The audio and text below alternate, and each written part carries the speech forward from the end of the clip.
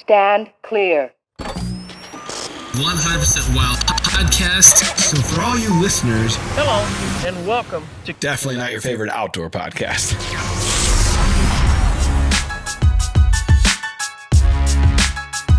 What's up, everybody? Welcome back to the Drury Outdoors 100% Wild Podcast, powered by DeerCast. This is episode number 340, if you're counting.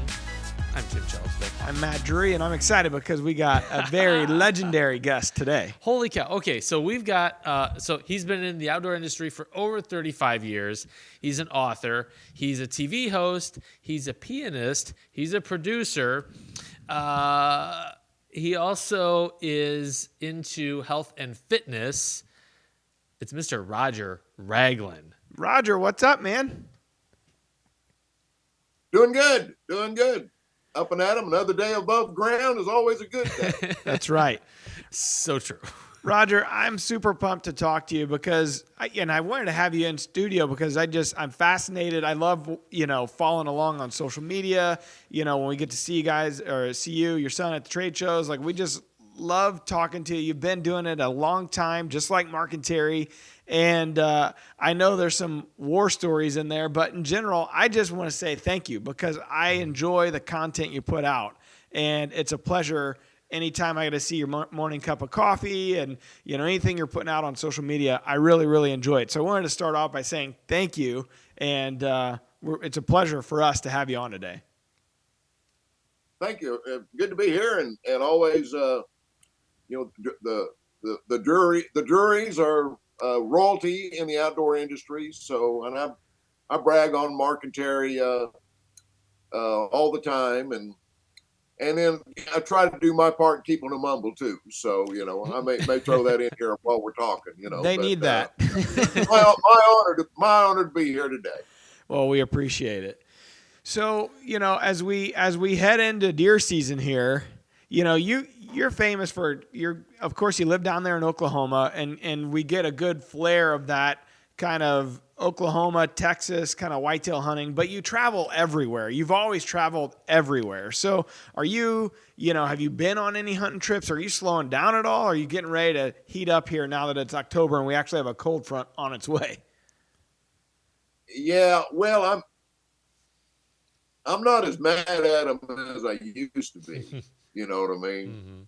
Mm-hmm. And no doubt about it, I just had a birthday a couple of weeks ago, so I'm definitely slowing down just a little bit. But yeah, I'm getting geared up, and I still enjoy it.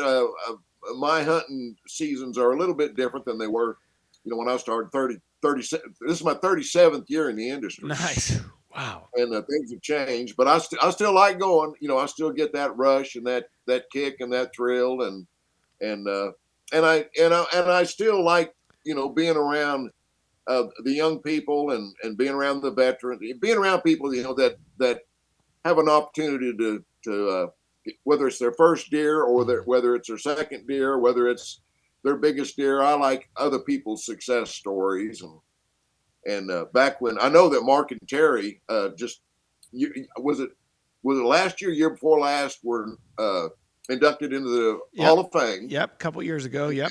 I didn't get a chance to go to that, and very well deserved. And I was inducted, rightfully so, before they were. But anyway, a few years ago, I was inducted in 2000.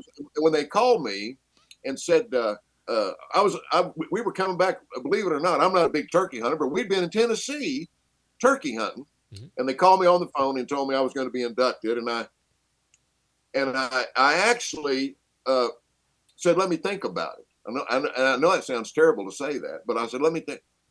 And I called them back a day or two later and I said, if you're going to put me, because I've killed a bunch of big deer, I don't know that I'm interested in that. I said, but if you're going to induct me because I have been a positive influence on the industry and helped a lot of guys be successful. Mm-hmm. I said, I'm proud of that. And I think that's the one thing that I am proudest of is not the fact that I'll be 70 next year. I'm almost 70 years old. And so I've been going a long time. And so it just makes sense I've shot a lot of nice deer, a lot of them, but I'm really proud of the fact that even back, when I started in the video days, and then Mark and Terry shortly thereafter got involved, the guys that came out of the video business, we really set up the groundwork for teaching and helping guys understand how to be successful whitetail hunters. And we came out of that mode. And I'm very proud of what we accomplished back in the late 80s and early 90s, giving guys information to help them be successful. And that's what I'm really most proud of. And I just bet you Mark and Terry feel the same way. That we were kind of the pioneers. And of course, there wasn't anything before us. The pen was king. The writers, you read out of the magazines and stuff. And so when the hunting videos kicked up in the mid 80s, that was the first time that guys got to visually hear someone talk about whitetail hunting, and they got to visually see. I remember seeing the very first kill scene of my life, bow hunting October whitetails with the Wentzels. Yeah. That's an old pioneer video. Oh yeah, it's a classic. They actually showed killing a deer with a bow, and I thought, oh man, how cool is that? And so we came out of that era, and so I'm proud of the fact that of the positive influence that myself and the Drurys and the pioneers in the outdoor media industry, the influence that we had on hunters, and it still goes to I hate to admit it, but I go to deer shows or even on the internet stuff, on social media, and it's constantly, boy, I liked your old videos. We went and watched it. We're back in the old, that was still some of the best work we ever did was back in the old video days, And I say it, but they were commercial free. That's right. I'm gonna get in trouble by saying that probably, but it was true. We didn't have any sponsors, And that's you're hitting on it there, because it was such a different. I often look back at those original videos, and I know you still write your shows and you still have a hand in the VOs and all that stuff. For us, our production model has changed quite a bit, but back then, like you, Mark and Terry were writing all the VOs. They were voicing all the the VOs. It was a major production, right? And it's now, because of the way content, online or on the TV shows, like, we have to spit it out so quickly. We've lost a little bit of that storytelling. We still tell great stories. It's just different than what it used to be. And we get that comment that you're getting. We get it a lot too. The original Whitetail Madness videos, or the right place, right time, or first time in, or like those original videos are what people love. And it's nostalgic, I think, for a lot of folks too. Oh yeah, no, absolutely. And I mean, I will be the first to admit that the transition, I didn't get into, Mark and Terry were in television before me. I was one of the last guys. I had never planned on doing television, but the video business just dried up. And it wasn't overnight, but boy, in a matter of just a few years, it went from being the humming Jesse to just nothing almost. And so in 2003, my first year was actually Michael's road trip. Michael road trip to Michael Waddell. So our first year, we were together, the first year in 2003. But that transition to television was really difficult for me, because I still think I have, and I know Mark and Terry probably have some favorites, but I have a handful of videos out there invading big. But let me tell you, if there's ever been a better, maybe I shouldn't say this, but invading big buck bedding areas is one of the greatest whitetail deer videos in history. And I still to this day can't produce stuff that was that good. Yeah. But the video things, you weren't on the clock. I mean, you didn't have to. When I got to an animal, if I wanted to talk 5 or 6 or 10 minutes about the hunt and shooting him, and I could just let it roll, And so we were, that the video was 90 minutes, great. But if it was 2.5 hours, it didn't make any difference. Yeah. We were unlimited, and I miss that part of it. The storytelling was just different, and we talk about it internally.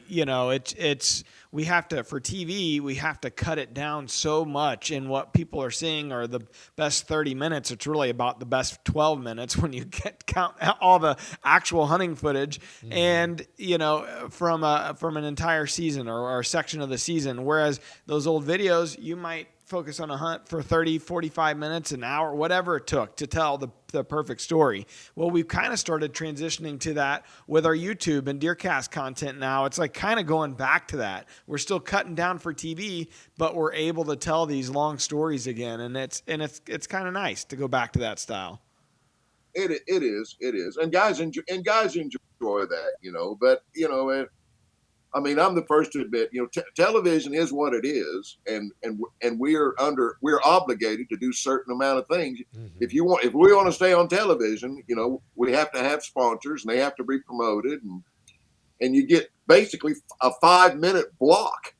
Yeah, there's 4 or 5-minute blocks, Yeah. And then it's hard to cut and trim and whack it down to where it fits into that time slot, But Roger. But anyway, it's been a lot of fun. I kind of pinch myself all the time. I had a buddy of mine that I went to college with came by to see me this past Sunday, and I got to spend a few hours with him. We were closest of friends, and I told him, I said, I still can't believe that I have got to do this for the last 37 years of my life. I said, I cannot believe I have to pinch myself. I would have never dreamed that I was going to get to even be in the outdoor industry. And now Mark and Terry probably had a plan. I didn't have a plan. I just wanted to see if I could make a hunting video. That was it. I think I just wanted to see if I could. I think you're giving them too much credit. Yeah, well, maybe. But anyway, it's been a good run, and I'm still doing it. But I am, slowing down is a pretty good word. I'm kind of slowing a little. I'm pretty picky on the hunts I take, and I'm getting a little bit lazier in my old age. Hey, you deserve it. I still like going, and I still like letting the air out of them too. There's no doubt about it. Passion's still there. Roger, when one of the things I've always appreciated about your work is you have such an attention to the drama that unfolds in the hunt, and you have a real eye for showmanship. I see a lot of outdoor media now, and it's just kind of flat, like here's what happened, and there's nothing to it. But I wonder where that came from, because I think that drama and the showmanship really set you apart, and probably was a key component to your success over the past 37 years. Yeah, well, yeah, no doubt about it. And believe it or not, I think a lot of that came from my dad. And my dad was a rough, gruff, tough guy. I was an only child, but I've heard my mother say that my dad was not an educated man. He was rough around the edges, but they were involved in politics. And so I grew up in politics, and I have watched my dad, and I heard my mother say 100 times, if your dad had an education, he could have been a United States senator. But I've watched my dad MC events, and he'd get up in front of a crowd, and he just rolled out of him. It was just a natural thing for him. So I think I inherited a little bit of that from my dad. And also, I went to school for a long time. Originally, when I was a young man, I'd planned on going into the ministry. Okay. So, and then I just stayed in school. We could talk a long time about that. I got four college degrees. I was in school 9 years. Oh boy. Whoa. And then I just when I graduated, I finished at Duke. I've got my second master's degree at Duke University, and I was going to do a PhD at Vanderbilt. And I just kind of turned around and walked off from it, and started painting apartments in Tulsa. Just walk. Sure, folks love that. That's not what I want to do now. And yeah, call me the smartest painter in Tulsa. I go into the school. They're the smartest painter. They yell at me one. I went in and of course I'm covered in paint, and they go, "Hey, they're the smartest painter in Tulsa." I'm standing next to a guy covered in paint too, and he goes, "Why do they call you the smartest painter in Tulsa?" I said, "Well, I went to school. I have 4 college degrees, 2 master's degrees. I got a master's degree from Duke." He said, "I got a PhD from Baylor." I said, "Well, I'm the second smartest painter in Tulsa." Jeez. What did your folks but I think? did that for a long time. But so I was, and being I'm a piano player, and so I was in front of audiences a lot, playing, in college in particular. I got to play at beauty pageants and I went to college on full scholarships for 2 years, and I didn't even take music classes. I figured that one out.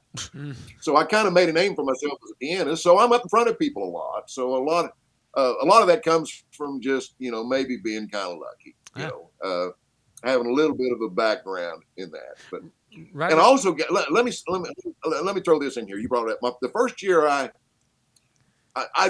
showed this one time. The very first hunt I ever went on. In 1987, August 1st, we flew to Reno, and I had the first non-resident antelope permit in modern California state history. There was no non-resident. And we flew to Reno and hunted up in Northern California for antelope. And you should see the footage from that first video thing I ever did. I couldn't even say my name. I was so uptight and just... And when I got off the airplane back, I'll never forget this. My wife picked me up. We had 3, our kids were little bitty. Then we picked me up at the airport. And I told her right then, getting in the car, I said, "I can't do this. I don't think I can do this." She said, "What do you mean?" I said, "I just can't do it. I'm not cut out for this. And she just real nonchalant. She just said, "Well, it was your first time." She goes, "You got another antelope hunt coming up here in a few. Go again. Try it one more time." And then the next time I did a little bit better, and so I kind of warmed up to it. But when I started out, buddy, let me tell you, it was being in front of that camera. When that camera comes on, that red light comes on, your rear end gets about this tight sometimes. So I had to kind of warm into it now. What kind of crew did you have with you when you went out for that first hunt? What's that? What kind of production crew did you have with you? This is the craziest story. Back then, of course, shooting on 3/4-inch SP tapes. Well, I'm sure Mark and Terry did too. Yeah. Probably started out on 3/4. And those cameras were expensive. They were $15,000-$20,000, Cool. 3/4-inch cameras. And I didn't have hardly any money. I had a good summer painting, and I'd saved up a little bit. And the long story short, I hired Jimmy Houston Productions. Oh, wow. And I didn't deal with Jimmy Houston. I dealt with Charles Wilsey, who ran their company. And I had they sent a cameraman out and a sound man. And so I traveled with them that first year. And I don't even want to if I told you how much per day it was, spent every nickel I had, every dime I scraped up, and we just got lucky. I think we had 19 first day kills. We went all fall until I just flat run out of money. And it was right before Christmas. I called my dad and I said, "I need to talk to you." I had my coos deer. I originally wanted to do the Grand Slam of deer. Mm-hmm. Craig Boddington had wrote an article a couple years ago about the Grand Slam of deer. So I had to have a coos deer hunt right after Christmas in Arizona. Didn't have any money. Owed him a bunch. I owed him several $1,000s. And he met me up on the 23rd of December. Met me up in Tulsa, and I said, I need to borrow $10,000. He goes, "When do you need it?" "Today." There's a lot of money. Let me tell you, $10,000 was a lot of. It was a lot of money now. It was a lot with the mob. And I just told him, I said, I need it.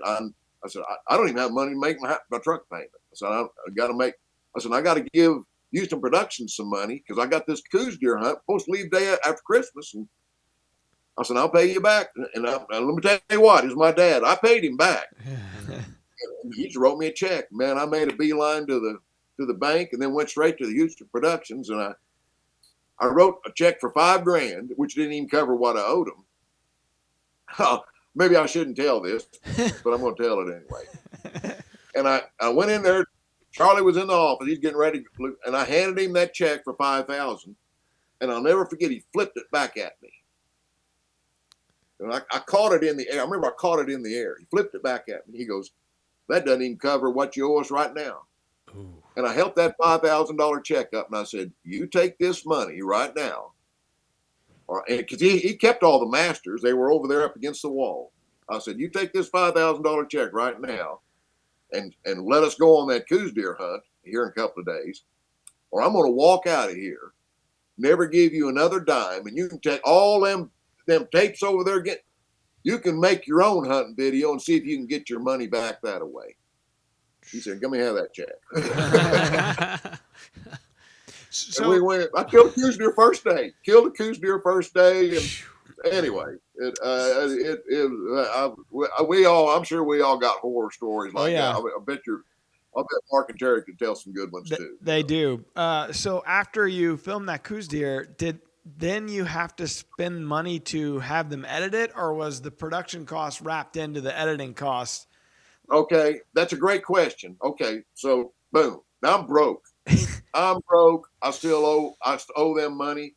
Man, I had a wife and we had 2 babies in diapers. Oh.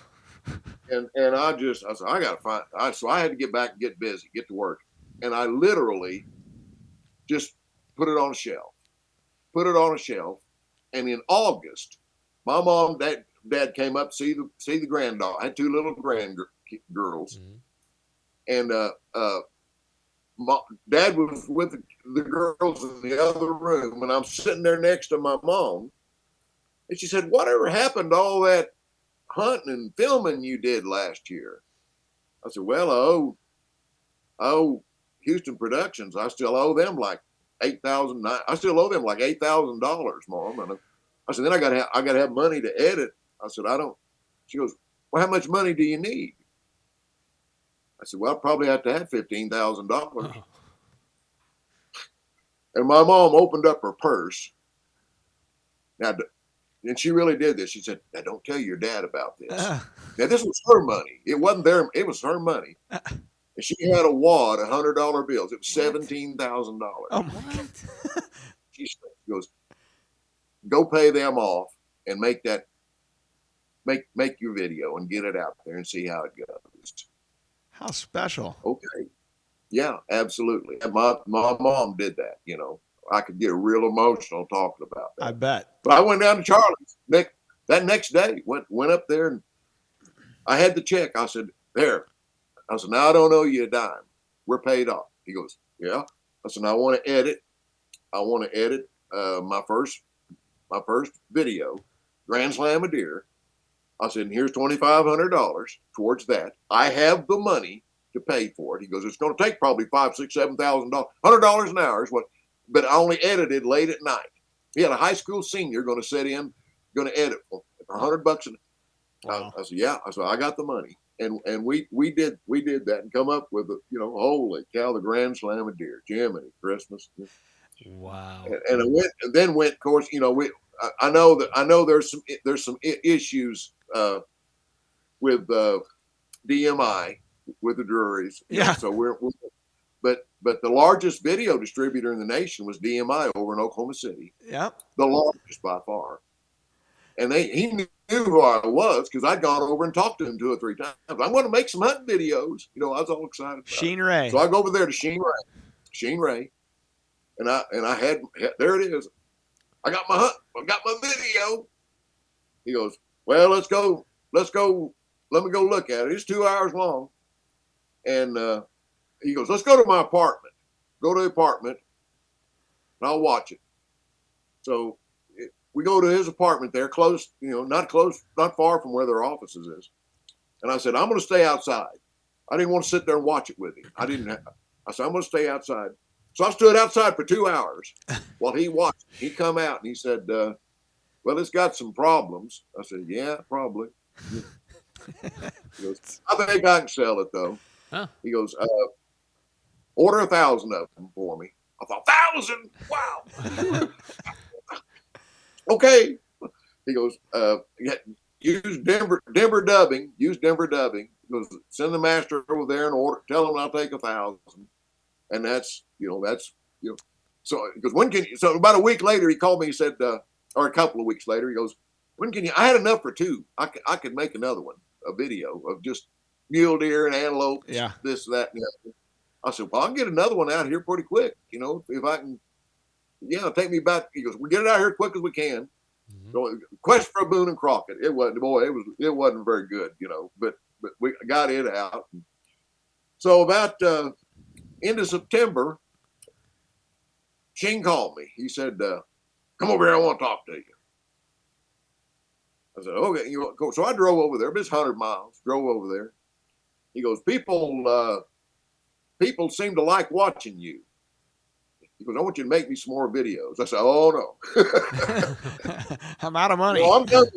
I said, it'll probably take me 2 or 3 years.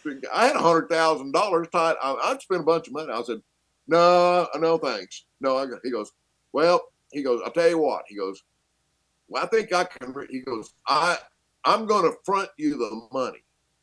I'm going to put the money up for it. But you got to let me pick who's the cameraman. He goes, I got to get you in front of somebody else for a cameraman. He goes, you can either use Stony Wolf Productions or a guy named Wade Nolan. And Wade was. Did you ever know Wade? I know of Wade. I know of Wade and Stony. Yeah. Yeah, and he lived in Anchorage, Alaska, and he worked by himself, and he was $400 a day. $400 a day. Ooh, boy. Stony Wolf was $700 a day. Yeah. Jeez. So I said, well, let me think about it. I thought, well, he's going to front the money, and all I got to do is find some hunts. We can go on some hunts. Yeah. So I talked to Darlene about it. And she said, well, whatever I had several apartments that I was in charge, but I had a guy that could help. I said, no, you're going to have to kind of help while I'm gone. So anyway, I hired Wade, and we hit it off. And Wade was a professional. Wade really was a professional. And Wade helped me. Right off the bat, we would be shooting stand-ups and stuff, and he'd say, wait a minute. He goes, let's do this. You talk a little while. I'm going to move the camera. He goes, you've got a knack for talking. He goes, it's all good. Try not to be too long. But he worked with me. And Wade wouldn't shoot anything unless it was on a tripod. He would not shoot anything unless it was on a tripod. So everything was first class. And we went to on a state park thing, just pure luck, stumbled into a fight scene between 2 big bucks. Just drove up on them, getting ready to square off. And we got this footage that was just out of this world. It was a piebald buck, and both of them were, wow. And they just about killed each other right in front of it. It was just a miracle. It was a miracle deal. And, but anyway, I came up and we got some good footage, and and since Wade shot it, everything was just solid. It was solid. And the next video I came out with was with a subtitle, Whitetails East of the Mississippi. Plenty of big bucks to spare is what I named it. And it only had 3 kill scenes. But one of the kill scenes, I rattled in this buck, just come running right in, killed him with a bow. Mm-hmm. And the other ones, I think, were gun kills. But I told some rattling stories, and I threw that incredible footage of those bucks fighting in there. And that thing took off when it started, when Sheen got that tape, it just flew off the shelf. Nice. I mean, of course, the market was the rental market. Yeah. The rental market wasn't the sell-through market, the rental market. And some rental stores would order one, and $39, $49.95 is what they had to pay for them back in 1988 or 1989 was this year. And they'd call back and say, I got a waiting list of 3 months for that tape. Send me 2 more of them. And it became the #1 whitetail deer selling video in the nation that year. And that one put me on the map. That's awesome. That one put me on the map. So and then the very next year, I thought, I'll never forget. I sat down with Darlene. I said, I'm making more money selling hunting videos than I am painting. I said, I think I'm just going to start making hunting videos. And I went full time making hunting videos then, but it kind of gave me a template on what to do, a format to follow. And so, the next, 8 or 10 or 12, 15 tapes, they were really pretty solid. Yeah. They were pretty solid. And so anyway, that's incredible. Did Sheen have the prison system there in Oklahoma selling the videos for you? Oh, absolutely. Yeah. This is what a lot of people are shocked that the selling force. Now, he had 2 or 3 phones going there at DMI. He had 2 or 3 people on the phone, but the selling force was down at Lexington Maximum Security Prison, south of Oklahoma City, down by Purcell, Oklahoma. Purcell and Lexington. And I'd go down there. I'd go in, and it was the most successful prison program in the history of the state of Oklahoma. They had 24 phones. 24 phones. It was the number one job that everybody at the prison wanted to get in on. You go through and you got a guy with with a shotgun walking you through a maximum security prison to the building, and it was the only at that time, the only air conditioned building at the prison. And you go in, and they're right in the middle of this huge.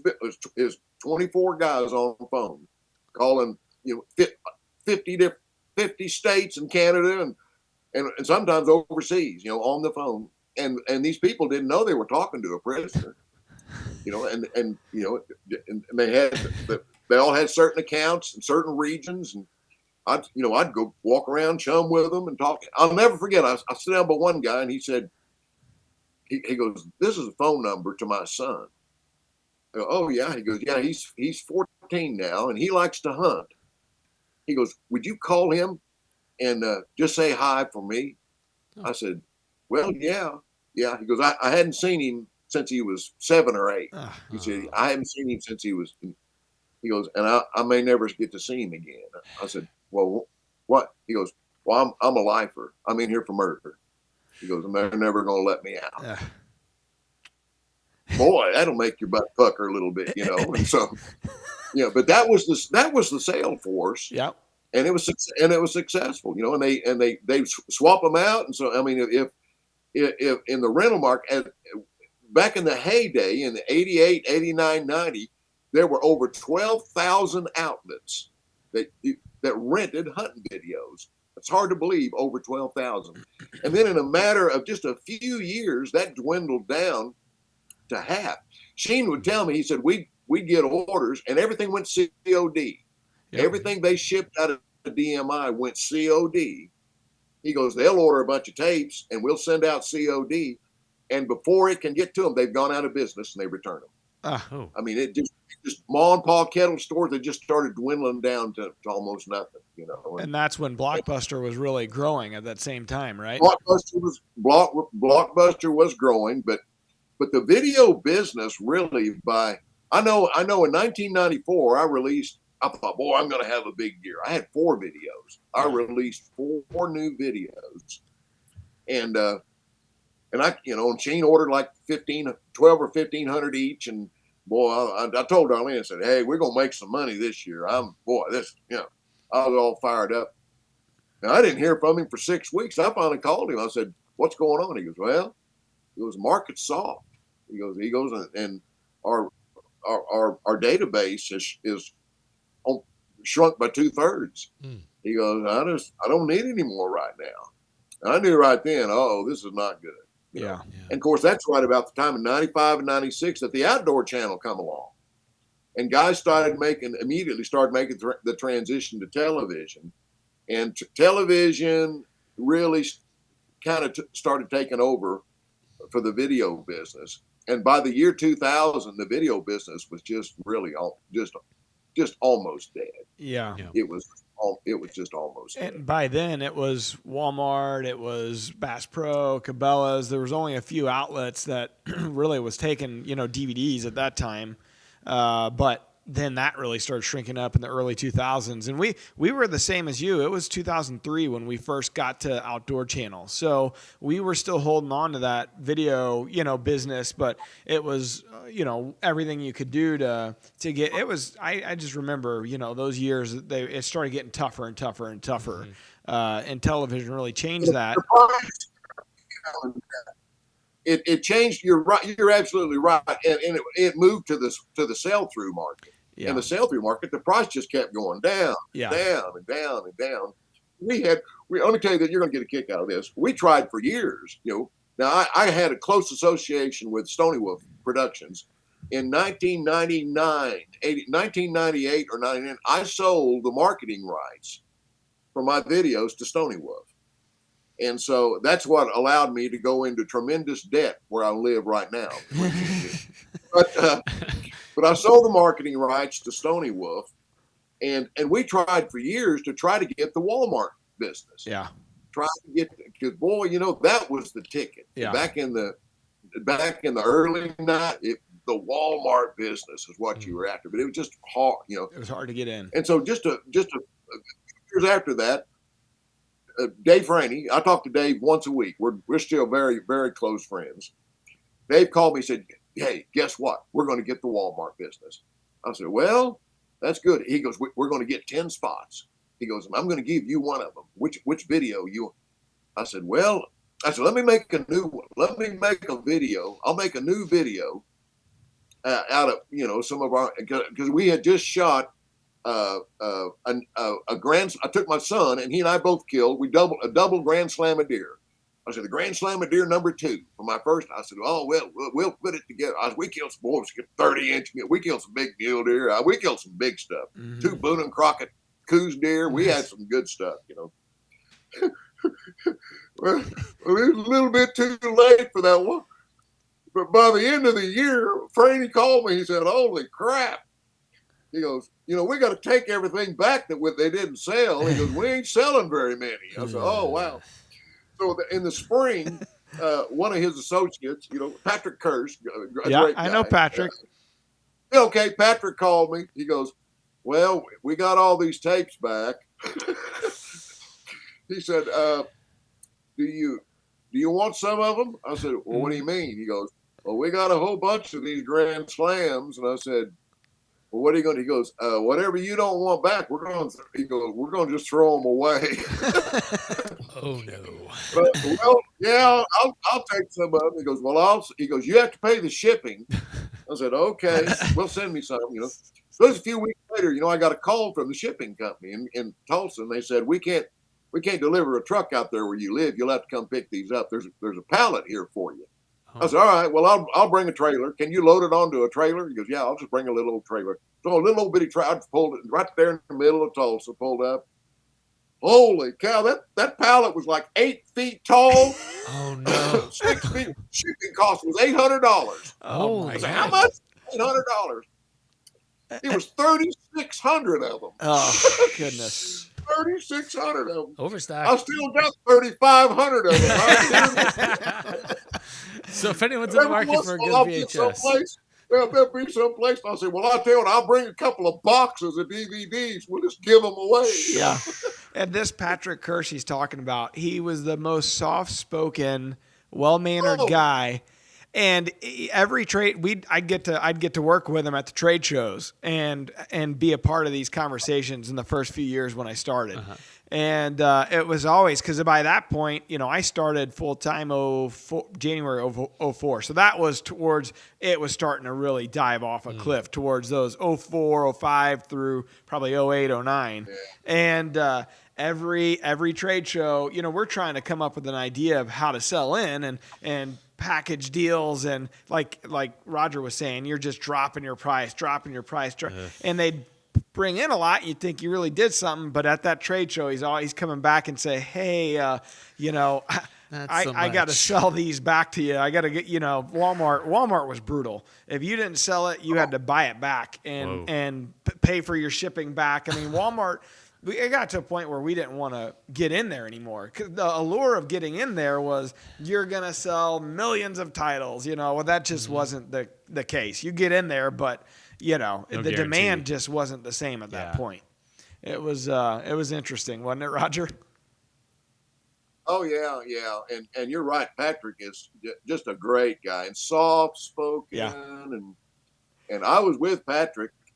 He had called me and he said, he goes, I need to complete my slam for sheep, and I know the place in Mexico. I mean, I said I've got a great place, or I know the guy that.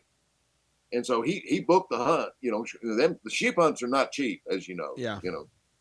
And so I was with Patrick. I was with Patrick when he shot his Desert Bighorn. Nice. Down there in Mexico, and we filmed it, and couldn't happen to a nicer guy. He is just one of the nicest guys you'll ever meet. And Patrick now is getting ready to. He went to seminary. He's got several years. He's extremely religious, and he's becoming an elder in the Catholic Church, which it's a big deal. Yeah. He's about to become an elder in the Catholic Church, and so I'm very happy for Patrick, and I talk to him once or twice a year. We get to chat. Next time you talk to him, just say hello from the Drury's. It was always a pleasure. He always felt bad making you buy back your DVDs. Sure. It was always a tough conversation. Oh, yeah, right. Well, right. So, we're kind of I love these old stories, and I knew if we got you on, this would be. I love going down memory lane like this. Well, to fast forward, social media and what it is, and you've really adapted to it. You have. Well over 500,000 followers on Facebook, and you have this big presence on social media, and it's obviously it's you running your page, and it's you getting on and doing your morning cup of coffee, and you kind of every once in a while have a video that'll go viral for I hunt because I like it. I think of that video, and you were talking about taking veterans hunting and the experience that they had. The one guy shot a young buck, and then the other guy tried to shoot an older buck, and that experience and the feeling that they had not to lose it and don't get caught up in aging and shoot what you want to shoot. Like, what has it been like for you to adapt and continue to relate with that younger generation and audience on the social media side? Well, I rebelled for a long time with it, Todd Coppernall, who was a close friend of mine. He's not even in the industry now, but Todd ran my Facebook page. And in the early goings, about that second, there was 1 year I never went on Facebook. Todd ran the page for me and would post stuff. I just finally kind of had to say, hey, wait a minute. Social media is not going away. It's here to stay. And it's a way that you can connect with everybody, and just so I had some new rule. I had some rules. I keep religion and politics off my page. Mm-hmm. I don't touch religion or politics. Now, what other people do, that's their business. But I don't touch religion and politics. And I try to just be open and friendly with everybody, and let people kind of let their hair down a little bit, as long as they don't get too wacky on me, And I post, I post 2 to 5 posts every single day. Yeah. There's not a single day goes by that I don't, and that's the key too, that staying active with them. And I have certain people that I know when they get up every morning, they look on my page to see what's new, So it's here to stay, and you just have to live with it. You have to live with it. And I don't mind it. And I put, crazy stuff on there, and I just put, try to make it personal with the guys, and I move, and I'm very careful with I post stuff about sports, but I'm real careful, when you start talking about Michigan and Ohio State, and that's a great, you have to be real careful there, because you can make somebody mad real. That's right. Quick, or Alabama and Auburn. Oh yeah. It's So I brag all of them. So, I'm getting, boy, the Cardinals had a rough year, didn't they? They did. Oh, Roger's a huge Cardinal fan, and he the post that I loved just recently was you inviting Shohei Ohtani to the Cardinals and saying, "Hey, if you sign with the Cardinals, I'll take you on a hunt." I love that. I got the biggest kick out of that. If anybody could bring Shohei Ohtani to the Cardinals, it's you. yeah. Well, it was almost painful. I'll tell you how. My first St. Louis Cardinal game was at Old Sportsman's Park. Yep. Stan Musial's last year in Wow. 1963. Whoa. Nice. And he wasn't an everyday player back then, And I was 8 or 9 years old. And my dad loved the Cardinals, and he loved Stan Musial. And I'll never forget, in the 9th inning of that game, his last year, and the Cardinals were playing the Houston Colts.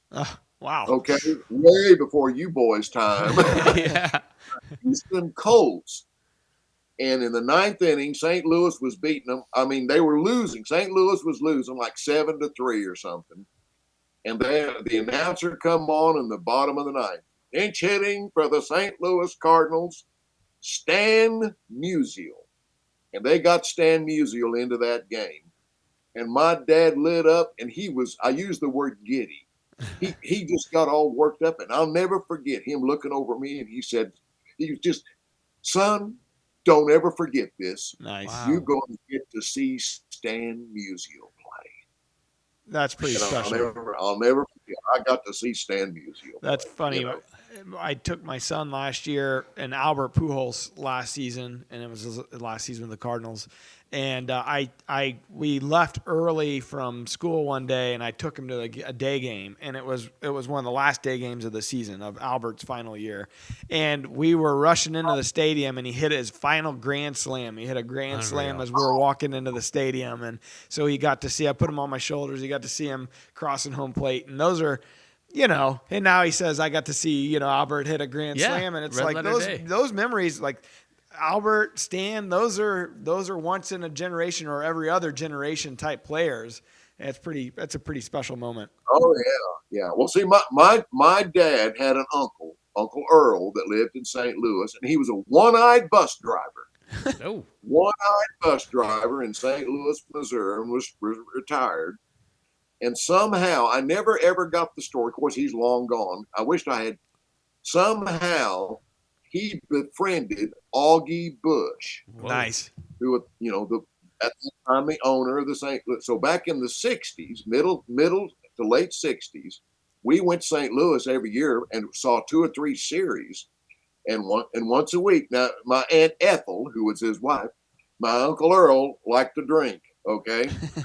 And down in their basement, there always was cases and cases of Budweiser. Mm-hmm. And she said once a week, the Budweiser truck pulls up in front of our house, and Augie Bush makes sure that Uncle Earl keeps plenty of beer on him. That's pretty cool. During those years, I got to see. Now, think about baseball back in the mid to late 60s.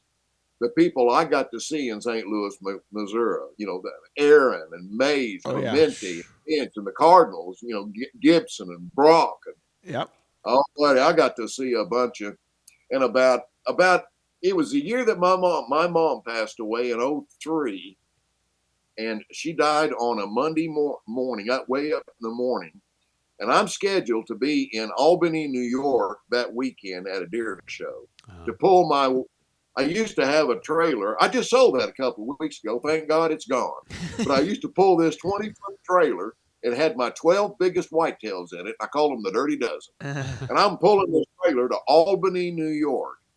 And my mom passed away on just tough things. Sure. Your mom's still alive, isn't she? Yeah. Yes, she is. She got her deer. I remember she got her deer a couple of years ago. Yeah, Grandma. Yeah. I will come on there. Yep. Yeah, congratulatory to her. But your grandmother, yes, your grandmother. Yep. And but my mom passed away, and I told Darlene, I said, we're going to have the funeral tomorrow afternoon. She goes, well, that's awful quick. I said, I don't care. I said, and then I'm going to get in that truck and get in Big Red. I said, and I'm getting out of here. I said, that's the best medicine I could possibly have. Yeah. Get me on the road and get me out in front of some sportsmen. Boy, losing my mom was a big deal to me. Yeah. That's what we did. But coming back from, of course, I cried the whole way. That was a long trip. Sure. But coming back, which it's 1,500 miles from Albany, New York to Tulsa. Coming back, there was a sign there, and it said, Cooperstown, New York, 22 miles. I said, man, I've earned this one. I've turned that truck. I went to Cooperstown, New York to see the Baseball Hall of Fame, and toured that. Oh, yeah. And I was shocked at how many plates there. I saw him play. I saw him play. I saw him. There was a bunch of them that I saw play there in That's St. pretty Louis, awesome. there in the 60s. Cooperstown is the coolest place. We went when Jim Tomey got inducted. Mark, Terry, and myself went. Yeah. And it is the coolest experience. I can't wait to one day go with my son. Sure. It's the neatest. It's a quaint little town tucked away in, up northern New. I guess it'd be northern New York, right? I'm trying to think what part of New York. Yeah. It's kind of in the middle of nowhere. It takes a while to get there. It does. It's just a little old village. It's in a little old small town. Yeah. But it's a neat experience. Yeah, it's snapshot in history there. So. Oh yeah. You mentioned Big Red. So this truck of yours, I just saw you had to put a new engine in it, right? It went how many 750,000 miles? Or how many miles did you go? No, I got 512,000. And I tell you, I laugh. I say my truck's more famous than I am. Boy, if my Facebook numbers are flagging a little bit, I just throw something about Big Red up there, and boom, boy, there you go. Man, guys are interested in my truck. But I started having some issues with it last summer. It started burning oil, and I thought, this is not good. But I'm trying to make it to 500,000. Yeah. And when of course I'm in Texas every December. And we're getting ready to head back to Oklahoma, and I'm at 499,080 cents. And I thought, hey, we're going to roll over 500 when we get on the turnpike that loops you around San Antonio. I said, that's a perfect place. I said, well, sure enough, just got on that turnpike. So I got Josh. I said, we're going to go live Facebook. We're going to go live Facebook when this thing rolls over 500,000. And there's not much traffic on that. So it was just it was ideal. So I did. I tell the story. It was just good timing about when I bought Big Red and how I bought it and why I bought it. And there it is, 500,000. I pull over at the side of the road and I showed them the thing, 500,000. And not immediately, but in the next week or so, that thing had over 100,000 views. Guys, they crazy. But it pooped out on me this summer. We were getting ready to, I got 17 grandkids, and some of them don't live with us. But one of the 10-year-old that we've had since he's little bitty, we've had him all his life. He plays football. He likes to. And we're going to Oklahoma City to a football game. And luckily, before we got out of town, it just died. Just died. So we got him to Oklahoma City, not in Big. I stayed back with Big Red. Had it. Make a long story short, Brian at Poplin's Deacon, he called me. He goes, we had to put it's $1,000 just to get it started. Had to put a sensor on it. He goes, this is probably not good news. He goes, for a couple of $1,000, we can get it running to where you can run around in town. He goes, but any cold weather, I just wouldn't take it on the road.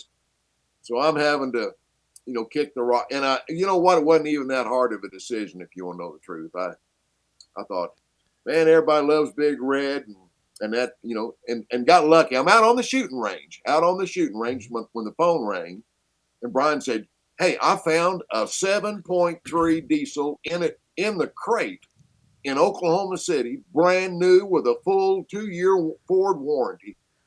He goes, it's going to be almost 15 grand. He goes, I guarantee. He goes, it's. And so I called another mechanic that I have a lot of confidence in. He said, well, he goes, people love that truck. He said, you can't replace it for 15 grand. He said, and with a new 7.3, anytime you want to get your money back out of it, you can. So I give him the thumbs up. So Big Red now has a brand new 7.3 diesel. And I thought about this morning. I thought, one of these days I'll be gone, and my kids, one of my kids or grandkids will be driving Big Red. Yeah. Still kicking. I'm never going to live long Another million 500,000 miles on that thing. That's Unreal. it's insane. Jeez. Wow. Well, a legend is driving a legend. That's right. Well, Wow. Roger, before we depart, is there any words of advice or words of wisdom that you can part us with, give our audience before we head into the thick of deer season here, October, November in front of us, the best part of the year, the part we all love? What kind of advice do you have for our audience? Well, I just think you should just enjoy the season, enjoy the. And I know I sound like a cracked record when I say this, but I mean, I've been really. I'll tell you one. This really did happen, and I did a live face. I've been trying to do a live Facebook at least once a week here recently, just to. And I said this on the live Facebook. I said I saw, and it was somebody. It was I think Field and Stream had done an article. I didn't read the article. The 10 greatest deer hunters. And someone, and I think Bill Jordan was one that they had picked, and somebody was kind of saying some negative things, well, whatever. And I said, well, I didn't read the article. I said, and I said, I didn't need to read. I know I'm not on there, and I shouldn't be. I said, but Martin Terry Drury, I think, should be the 10 greatest deer hunters in America, and I do believe that. But you have to throw all that stuff that everyone says out the window. No offense to anybody, and for yourself, every deer hunter is in a different place in his life. Some guys have killed a lot of bucks, and they only want to shoot something bigger than what they've already killed, and some guys only want to shoot a deer that's at least 4, 5, 6 years old, and some guys want to do some guy. But if you're wherever you're at in your experience, if this one is the one that just makes your toenails curl and you get so excited and you start slobbering out of both corners of your mouth, if that's a legal buck, I think you should shoot that one and not worry about what everybody else is doing. That's right. It's your experience. You enjoy the moment. I lost my best friend I ever had in my life in March, and I already had it planned out. When I die, and he had instructions to come to the house to what to do with my guns and what to do with this and what to do with that. It never dawned on me that he was going to die before me in an automobile accident. Out of the wild blue. Just, you never know when it's going to be your last day. You never know when it's going to be your last season. Enjoy. There's nothing greater than this experience of hunting white. I just think hunting whitetails is the greatest thing in the world. Agreed. Enjoy your experience. Throw everything else, what everybody else thinks, out the window, and you enjoy your experience to the utmost. And at the end of the season, hopefully you get, it was a great time, and your hopes and dreams and get fulfilled. But there's nothing greater than this sport, as long as you just stay focused and enjoy for yourself and with your friends and family. Have a good time and don't let anything else bother you. Amen. Wow. Well, that's why he's a legend. If you're just listening to the show, Matt and I are smiling so hard right now. Yeah. Like, this is the kind of motivation and inspiration we need going into the season. But it also, again, just reaffirms why Roger is such a legend. He just gets people excited and happy about being a hunter. It's just genuine. And it comes authentic. and it shows. So we thank you very much for 37 years of helping educate, entertain, and inform, the whitetail deer hunter. And it's been an absolute pleasure to have you on today. And I'm still wanting to get you in here. Next time you're in St. Louis, I want you on set with us the next time. All right, we'll try it. Try to do our best. It's my privilege. Proud of all of you, what you're doing. So, and thanks for having me. Thank you, Roger. Roger Raglin. The privilege was ours. Wow. All right. Let's end it there. That's all right. Until next time, peace out. See ya. DeerCast is now supercharged with maps. Get ahead of your game with killer new features like live Doppler radar, wind check out to 5 days, virtual rain gauges, GPS path tracking, and more. Plus, get our 14-day revolutionary DeerCast prediction and access to DeerCast Track. Prep, predict, and pursue with DeerCast. We're adding new videos every week, so make sure to click that subscribe button and check out all of our amazing content. This episode of DoD TV is brought to you by DeerCast. Prep, predict, and pursue your target buck.